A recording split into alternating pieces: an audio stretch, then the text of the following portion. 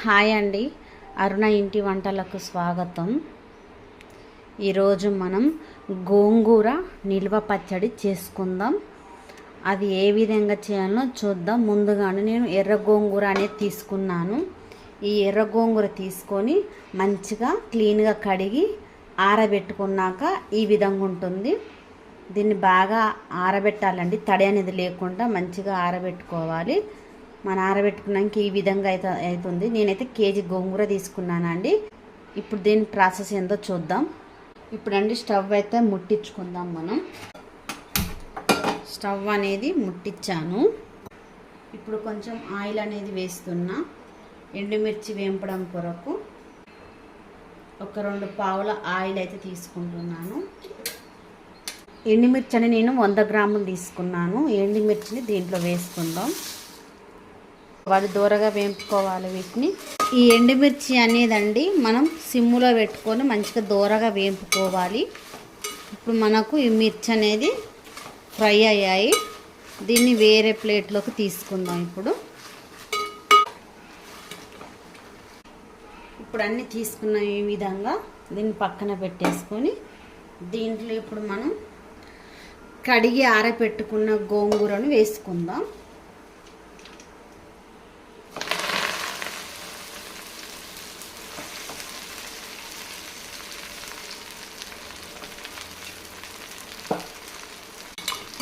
ఇప్పుడు ఈ గోంగూర వేసుకున్నాం కదా, దీన్ని బాగా కలుపుకుందాం.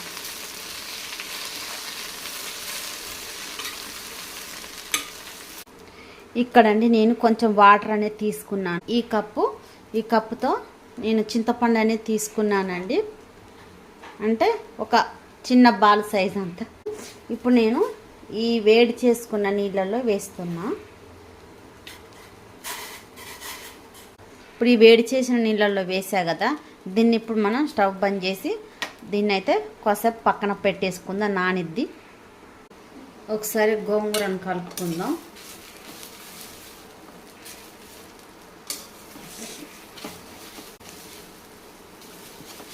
మనం గోంగూర కొంచెం పులుపు తక్కువ ఉంటే దాన్ని బట్టి చింతపండు తీసుకోవాలండి. పులుపు కొంచెం ఎక్కువ ఉన్న గోంగూర ఉంటుంది కదా, దాన్ని బట్టి మనం తీసుకోవాలి.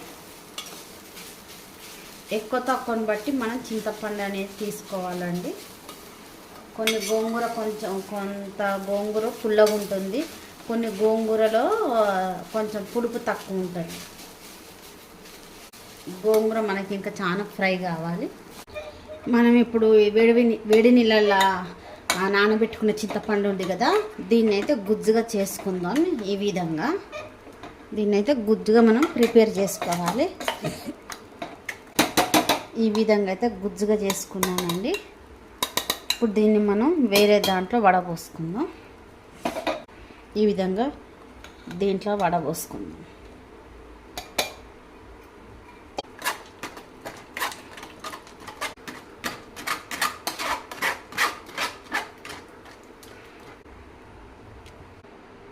ఇప్పుడు మనం దీంట్లో వేంపి పెట్టుకున్న ఎండుమిర్చి ఉన్నాయి కదా, అవి వేసుకుందాం.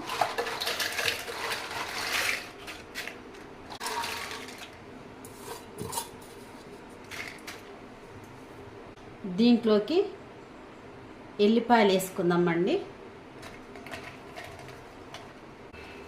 కొన్ని తాలింపు కొరకు ఉంచుకున్నాను. అదేవిధంగా సాల్ట్ అండి. సాల్ట్ నేను ఒక 3-4 స్పూన్స్ అనేది తీసుకున్నాను. దూరగా వేంపి పెట్టుకున్న మెంతులండి. ఈ మెంతులు ఇందులో వేసేస్తున్నాను. ఇప్పుడు మనం మిక్సీ అనేది పట్టేసుకుందాం. ఇప్పుడు మిక్సీ పట్టుకున్న ఈ ఎండుమిర్చి అనేది మనం గ్రైండ్ చేసుకున్నాం కదా, ఇది ఇప్పుడు మనం దీంట్లోకి మనం ఉడికించుకున్న చింతపండు గుజ్జును వేసుకుందాం.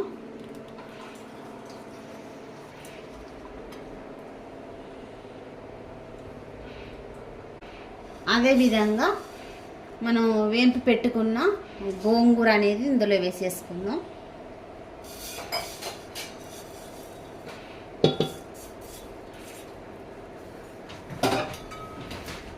ఇప్పుడు ఒకసారి గ్రైండ్ చేసుకుందాం.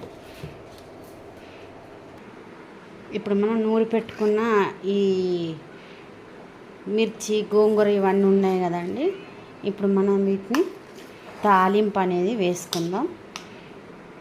ఇప్పుడు స్టవ్ అనేది ముట్టించుకొని గోంగూర పచ్చడికి తాలింపు ముట్టించుకొని నేను ఇక్కడ పల్లి నూనె తీసుకుంటున్నానండి. కొంచెం పల్లి నూనె.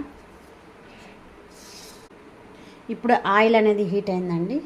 దీంట్లో మనం ఎండుమిర్చి, కొంచెం జీలకర్ర, కొంచెం పచ్చనిగపప్పు, కొంచెం వెల్లిపాయలు, అదేవిధంగా కరివేపాకు.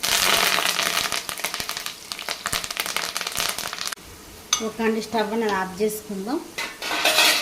నూనె వేడి చేసుకొని చల్లార్చుకున్న ఆయిల్ ఉంది కదా, దీంట్లో ఇప్పుడు మనం తయారు చేసుకున్న గోంగూర పచ్చడిని ఇందులో వేసేసుకుందాం. మొత్తం దీంట్లో వేసుకుందాం. చాలా టేస్టీగా ఉంటుందండి పచ్చడి, చాలా బాగుంటుంది. ఈ పచ్చడి ఊరిన కొద్దీ చాలా టేస్ట్గా అయితే ఉంటుంది. చూడండి, ఇప్పుడు దీన్ని మొత్తం వేసుకున్నాం కదా. ఇప్పుడు దీన్ని మొత్తం కలుపుకుందాం ఒకసారి.